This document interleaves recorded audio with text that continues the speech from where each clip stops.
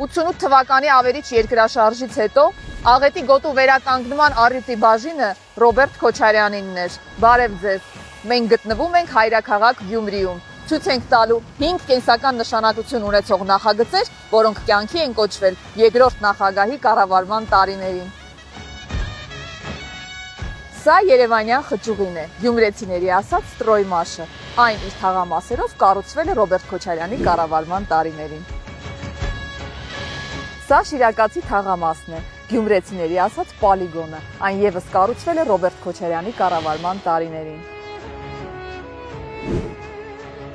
Սա Գյումրու Շարլ Ազնավուրի անվան հրապարակն է, գյումրեցիների ասած Շարլի կռուգը։ Այն գտնվում է Անտարավան թաղամասում։ Հրապարակը եւ ամբողջ թաղամասը կառուցվել է Ռոբերտ Քոչարյանի կառավարման տարիներին։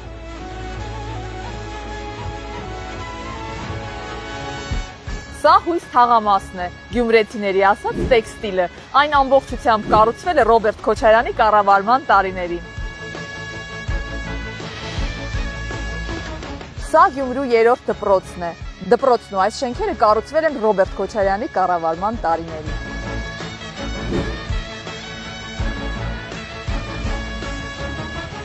Նախագահ Քոչարյանի կառավարման տարիներին աղետի գոտում շահագործման հանձնվեց 8500 բնակարան եւ պատահական չէ, որ այս խորհրդանշական ժամը նորից սկսեց աշխատել նրա օրոք, ազդարարելով Գյումրու վերածնունդը։ Շարունակելի։